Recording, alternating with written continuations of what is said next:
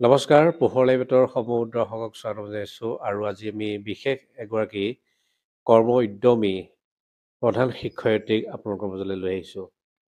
আৰু এই প্ৰধান শিক্ষয়িত্ৰীগৰাকী যিখন বিদ্যালয়ত ইতিমধ্যে কৰ্মৰত, সেই বিশেষ বিদ্যালয়খনৰ ছাত্ৰ ছাত্ৰীসকলক শৈক্ষিক ক্ষেত্ৰখনৰ লগতে সামাজিক দায়বদ্ধতাৰে বিদ্যালয়খনো জাকত জিলিকা কৰিবলৈ সক্ষম হৈছে। সেইবাবে হয়তো এইবাৰ জিলা পৰ্যায়ত সেই বিশেষ প্ৰধান শিক্ষয়িত্ৰীগৰাকীক বিশেষভাৱে কৃতজ্ঞতা সন্মান জনোৱা হৈছে। আমি যদি চাওঁ যোৰহাটৰ পৰ্যায়ত এই বিশেষ বিদ্যালয়খনে ইতিমধ্যে সুখবৰ কঢ়িয়াই আনিছে সেই বিদ্যালয়খনৰ প্ৰধান শিক্ষয়িত্ৰীগৰাকীৰ কৰ্ম উদ্যমীৰ বাবে। কৰ্ম অৱদানৰ বাবে তেখেতক বিশেষভাৱে স্বীকৃতি প্ৰদান কৰা হৈছে প্ৰেৰণা বঁটা। আৰু সেই বিশেষ বিদ্যালয়খন হৈছে যোৰহাটৰ বঙালপুখুৰী 133 নং প্ৰাথমিক বিদ্যালয়। আৰু সেই 133 নং প্ৰাথমিক বিদ্যালয়ৰ প্ৰধান শিক্ষয়িত্ৰী দেৱাক্ষী শইকীয়াক এইবাৰ প্ৰদান কৰা হৈছে প্ৰেৰণা বঁটা 2024। অপুৰুষাৰ্থ কৰিছে, গতিকে তেখেতে আমালৈ যি প্ৰেৰণা দিলে, তেখেতৰ যি প্ৰেৰণা, তাৰ কাৰণে আমি আজি তেখেতক পুৰস্কৃত কৰিব বিচাৰিছোঁ।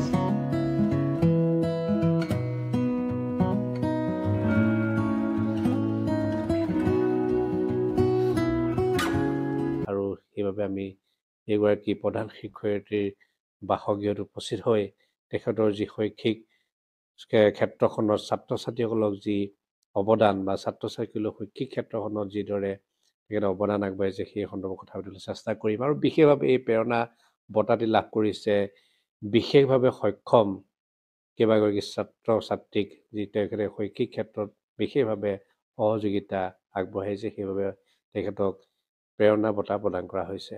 আমি সবিশেষ তেখেতৰ পৰা জানিবলৈ চেষ্টা কৰিম। আপোনাক আজি বিশেষভাৱে অনুষ্ঠানলৈ ধন্যবাদ, শুভেচ্ছা জনাইছোঁ। আৰু লগতে এই বঁটাটি আপুনি লাভ কৰাৰ বাবে পুনৰবাৰ আপোনাক বহুত বহুত অভিনন্দন জনাইছোঁ। ধন্যবাদ আৰু নমস্কাৰ। প্ৰথমে মই পোহৰ লাইভেটক ধন্যবাদ জনাইছোঁ, লগতে আপোনাকো ধন্যবাদ জনাইছোঁ। আপোনালোকে এই খবৰটো গম পাই মোৰ ওচৰত আহিছে, সেইকাৰণে পুনৰবাৰ ধন্যবাদ আপোনালোকক। আপুনি চাকৰিত কেতিয়া যোগদান কৰিছিলে? মই 2012 চনত যেতিয়া টেট এণ্ট্ৰেঞ্চটো হৈছিলে, তেতিয়া মই 2012 চনতে টেট এণ্ট্ৰেঞ্চটো ক্লিয়াৰ কৰি পেলাই চাকৰিত যোগদান কৰিছিলোঁ। 2013 চনত 2012 চনত আপুনি শিক্ষয়িত্ৰী হিচাপে যোগদান কৰে। এই বঙালপুখুৰীত 133 নং প্ৰাথমিক বিদ্যালয়টো নে? নহয়, প্ৰথমতে মই আমাকতো প্ৰথম কণ্টেক্সুৱেল হিচাপে যোগদান দিয়াইছিলে। তেতিয়া মই কৃষিলয়া প্ৰাথমিক বিদ্যালয়খনত যোগদান কৰিছিলোঁ যোৰহাটৰ। আৰু তাৰপিছতে মই আমাৰ 2013 চনতে যেতিয়া আকৌ নিয়মীয়াকৰণ কৰা হ'ল আমাক, তেতিয়াহে মই চান্দুই টেকেলা প্ৰাথমিক বিদ্যালয়ত যোগদান কৰিছিলোঁ। কিন্তু জানেই আমাৰ কিছু ৰেচনেলাইজেছ চলি থাকে, সেই ৰেচনেলাইজেশ্যনৰ ভিত্তিত মই 2016 চনত বঙালপুখুৰী 133 নং বঙালপুখুৰী আদৰ্শ প্ৰাথমিক বিদ্যালয়ত শিক্ষয়িত্ৰী হিচাপে যোগদান কৰিছিলোঁহি। আপুনি 2012 চনত যোগদান কৰিলে আৰু 2024 এতিয়া আপুনি প্ৰধান শিক্ষয়িত্ৰী হিচাপে কৰ্মৰত। অতি কম সময়ত, আচলতে 12টা বছৰ চাওঁ, 12টা বছৰতে আপুনি প্ৰধান শিক্ষয়িত্ৰীৰ দৰে গুৰু দায়িত্ব পালন কৰিবলৈ সক্ষম হৈছে বা পালন কৰি আছে। কেনেকুৱা লাগিছে আপোনাৰ? অনুভৱটো খুবেই ভাল। প্ৰথমতে যদিও আমি পঢ়ি থকা সময়তে আমি চাকৰিত যোগদান কৰিছিলোঁ, সেইখিনি সময়ত আমি পঢ়িও আছিলোঁ কলেজত, মই আৰু মোৰ লগত বহুখিনিয়ে পঢ়ি আছিলে। তাৰপৰা চাকৰিত আমি যোগদান কৰিলোঁ। তাৰপিছতে লাহে লাহে সৰু সৰু কণ শিশুসকলৰ লগত থাকি থাকি আমাৰ এনেকুৱা হৈ গ'ল যে সেইখন মোৰ দ্বিতীয় ঘৰৰ লেখীয়া হ'ল। এতিয়া মই 2023 চনৰ জানুৱাৰী মাহৰ পৰা সেইখন বিদ্যালয়ৰ প্ৰধান শিক্ষয়িত্ৰীৰ দায়িত্বত আছোঁ।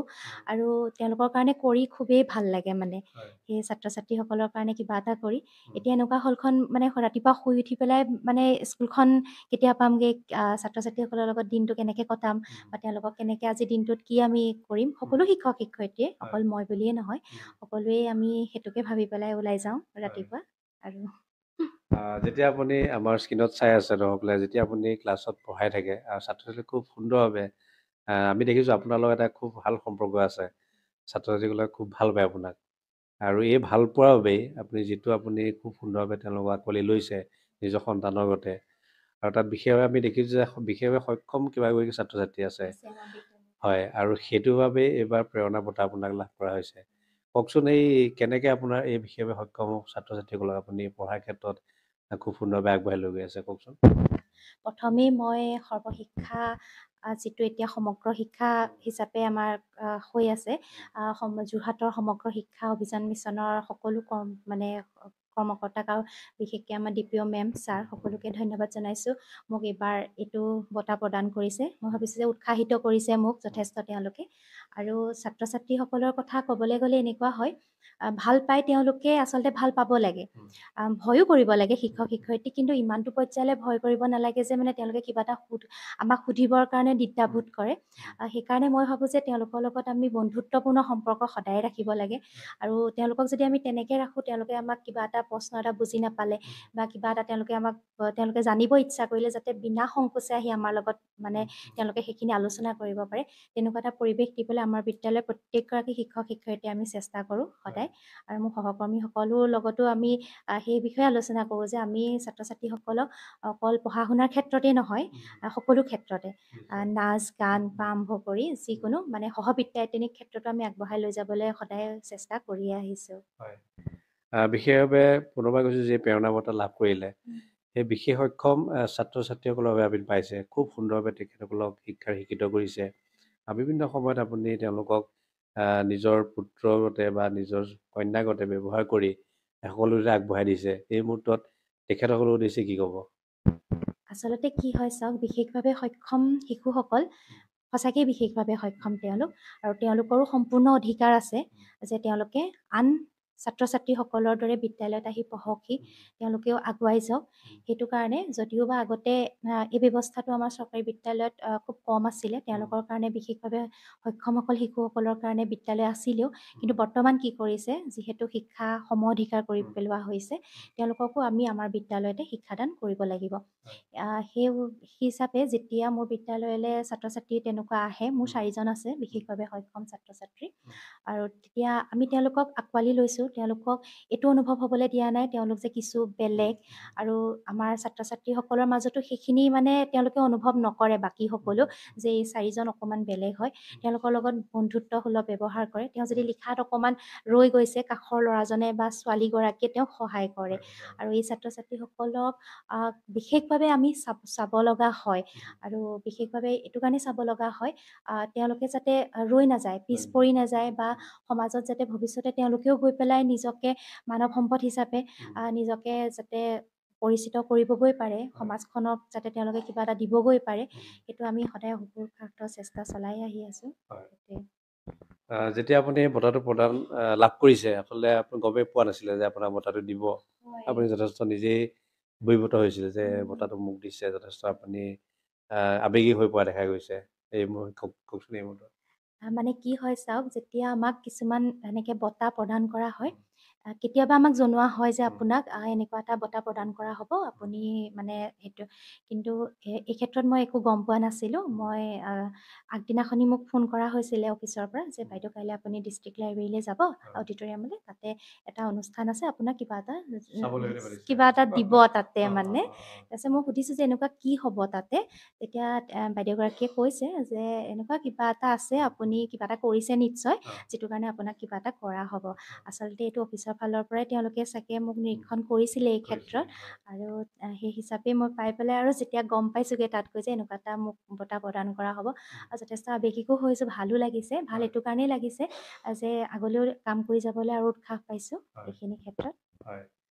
বিশেষভাৱে বিদ্যালয়খনৰ পুথিগত শিক্ষাৰ লগতে সামগ্ৰিকভাৱে যিসমূহ খেল ধূলাই হওক বা সাংস্কৃতিক অনুষ্ঠানেই হওক, গীত বা নৃত্য, এই সকলোতে গুৰুত্ব দিয়া হয়। আমি দেখিছোঁ যে বিভিন্ন সময়ত অনুষ্ঠান আয়োজন কৰা হয়। ছাত্ৰীসকলক পুথিগত শিক্ষাৰ লগতে সমান্তৰালভাৱে এইসমূহ কিন্তু খুব সুন্দৰভাৱে আগবাঢ়ি লৈ গৈ আছে। কি ক'ব? এনেকুৱা হয়, আমি যেতিয়া ক'ৰবাত ওলাই যাওঁ, অকল আমি পুথিগত শিক্ষাটোৰে আমাৰ কাৰণে সম্পূৰ্ণ নহয় আচলতে।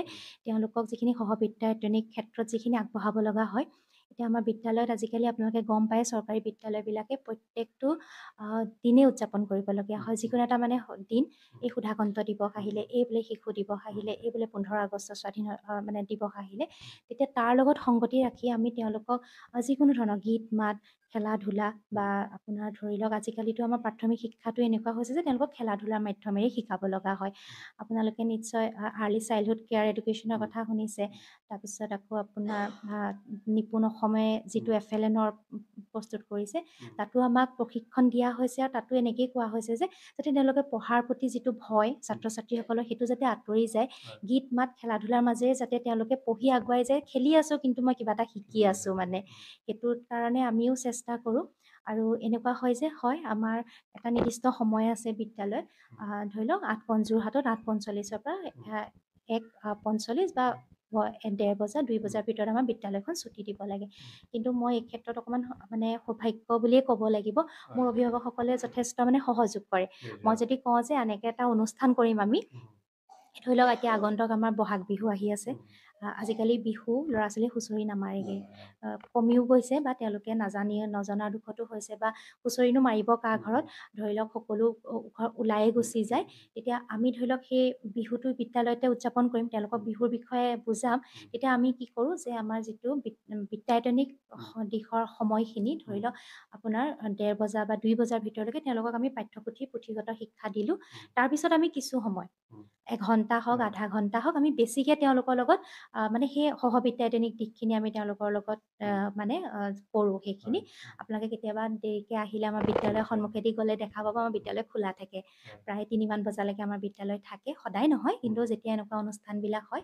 আৰু এইখিনিতে মই এইটো কাৰণেই এইটো উল্লেখ কৰিছোঁ যাতে মানে সকলোৱে মানে তেওঁলোকৰ যিটো পুথিগত শিক্ষা দিয়াৰ সময়, সেই সময়টোত যাতে তেওঁলোকক সেইখিনিয়ে আমি দিব পাৰোঁ, তাৰ কাৰণে আমি অকণমান বঢ়াই লৈ যাওঁ। আৰু অভিভাৱকসকলেও সহযোগ কৰে। আৰু তেওঁলোকেও আজিকালি আমাৰ যিখন পৰিচালনা সমিতি জানেই যে আমাৰ অভিভাৱক মাতৃগোট অভিভাৱিকাসকলৰ দ্বাৰাই গঠন কৰা হয়, বেছিকৈ তেওঁলোকেই থাকে, বাহিৰৰো 2-এজন ব্যক্তি থাকে আৰু তেওঁলোকেও আমাক সহযোগ কৰে। আৰু শনিবৰীয়া চৰা আছে আমাৰ শনিবাৰ দিনাখনি, শনিবৰীয়া চৰাটো আমি যিখিনি জানিলোঁ শিকালোঁ, অভিভাৱিকাসকলেও বহুত জানে বা সমাজৰ ওচৰৰ ব্যক্তিসকলেও বহুত জানে, তেওঁলোকেও আহি আমাক শনিবৰীয়া চৰাটোত সহযোগ কৰেহি, তাতে আমি বহুতখিনি কথা ছাত্ৰ ছাত্ৰীসকলক শিকাওঁ। আচলতে বঁটা প্ৰদানে বা বঁটা লাভে আচলতে কাম কৰা উৎসাহিত কৰে আৰু দায়বদ্ধ কৰে। এই মুহূৰ্তত আপোনাৰ যিসকলে বিশেষভাৱে এই বঁটাটো প্ৰদান কৰিলে তেখেতসকলক কি ক'ব আৰু অনাগত দিনত কেনেদৰে আৰু আগবাঢ়ি যাম বুলি ভাবিছে? তেওঁলোককতো মই ধন্যবাদ জনাইছোঁ, প্ৰথমতে পুনৰবাৰ ধন্যবাদ জনাইছোঁ তেওঁলোকক, বিশেষকৈ আমাৰ যোৰহাট জিলাৰ সমগ্ৰ শিক্ষাৰ DPO মেডাম জবা বৰা বাইদেউ, আমাৰ জোনালী কটকী বাইদেউ, পৰশ গোস্বামী ছাৰ, উপমুখ্য কৰি আমাৰ যিগৰাকী বিদ্যালয় পৰিদৰ্শিকা তেওঁ বাইদেউ, সকলোকে ধন্যবাদ জনাইছোঁ যে তেওঁলোকে মোৰ ওপৰত এই আস্থাটো ৰাখিলে এইবছৰ। মই ভৱিষ্যতেও কথা দিছোঁ যে আগন্তুক দিনতো এনেদৰেই কাম কৰি যাম আৰু তেওঁলোকক পুনৰবাৰ ধন্যবাদ জনাইছোঁ। শেষত আমি এটা প্ৰশ্ন কৰি আপোনাৰ অনুষ্ঠান আমি শেষ কৰিম যে বৰ্তমান সময়ত বিভিন্ন সময়ত কৈ থকা হয় যে অসমীয়া বিদ্যালয়ত ছাত্ৰ ছাত্ৰী অহা নাই, কিন্তু আমি যদি চাওঁ আপোনাৰ বিদ্যালয়ত যথেষ্ট ছাত্ৰ ছাত্ৰী আছে, এই মুহূৰ্তত আপুনি কি ক'ব? হয়, আহিব লাগে চৰকাৰী বিদ্যালয়ত, কাৰণ আমিও যথেষ্ট পঢ়া শুনা কৰি যথেষ্ট প্ৰশিক্ষণ লৈ থৈছোঁ এই ক্ষেত্ৰত, আৰু চৰকাৰেও যথেষ্ট আমাৰ লগত খৰচ কৰিছে। শিক্ষক শিক্ষয়িত্ৰীসকলৰ অকল ছাত্ৰ ছাত্ৰীসকলৰ লগতে নহয়, শিক্ষক শিক্ষয়িত্ৰীসকলৰ লগতো চৰকাৰে প্ৰতি বছৰে যথেষ্ট খৰচ কৰে আৰু আমি দায়বদ্ধ তেওঁলোকৰ কাৰণে, আৰু সেই শিশুকেইটা আমাৰ নিজৰে, আমিও তেওঁলোকক সকলো ফালৰ পৰা আগবঢ়াই নিবৰ কাৰণে চেষ্টা কৰিয়ে আছোঁ অহোপুৰুষাৰ্থ। আৰু সেই ক্ষেত্ৰত যদি অকণমান অঞ্চলটোৰ অভিভাৱকসকলেও আমাক ভৰসা কৰে, সহযোগিতা কৰে, নিশ্চয় মই ভাবোঁ যে চৰকাৰী বিদ্যালয়বিলাক এনেকৈ সুন্দৰভাৱে চলি থাকিব আৰু একোজন মানৱ সম্পদ আমাৰ বিদ্যালয়ৰ পৰা প্ৰতি বছৰেই আমি উলিয়াই দিব পাৰিম। বহুত বহুত ধন্যবাদ। আপোনাৰ যথেষ্ট বয়সো কম, এই বয়সত কম বয়সতে আপুনি প্ৰধান শিক্ষকৰ দৰে বা প্ৰধান শিক্ষয়িত্ৰীৰ দৰে গুৰু দায়িত্ব পালন কৰিছে। আৰু আমি আশাবাদী যে 133 নং বগালপুখুৰী আদৰ্শ প্ৰাথমিক বিদ্যালয় আপোনাৰ দৰে এগৰাকী খুব কাম কৰিব, কৰ্ম নিপুণতা, কৰ্ম উদ্যমী প্ৰধান শিক্ষয়িত্ৰী লাভ কৰিছে। বিশেষভাৱে ছাত্ৰ ছাত্ৰীসকলে শৈক্ষিক ক্ষেত্ৰই হওক বা সামগ্ৰিক যিসমূহ আমি দেখিছোঁ যে বিভিন্ন সাংস্কৃতিক অনুষ্ঠান, খেলা ধূলাৰ ক্ষেত্ৰত আপুনি যথেষ্টভাৱে ছাত্ৰ ছাত্ৰীক গুৰুত্ব প্ৰদান কৰিছে। আমি আশা কৰিছোঁ অনাগত দিনতো এনেদৰে আপুনি ছাত্ৰ ছাত্ৰীসকলক সেৱা প্ৰদান কৰি যাব। নিশ্চয় কৰি যাম। সকলোৱে আমি বিদ্যালয়খনৰ প্ৰত্যেকজন শিক্ষক শিক্ষয়িত্ৰী আমি চেষ্টা কৰিয়ে আছোঁ, ভৱিষ্যতলৈও কৰি যাম। পুনৰবাৰ বহুত বহুত ধন্যবাদ জনাইছোঁ। হয়, প্ৰিয় দৰ্শক, আজিৰ অনুষ্ঠানটো ইমানতে সামৰণি মাৰিছোঁ। আপুনি থাকিব আপোনালোকৰ একমাত্ৰ প্ৰিয় চেনেল পোহৰ লাইভে। ধন্যবাদ।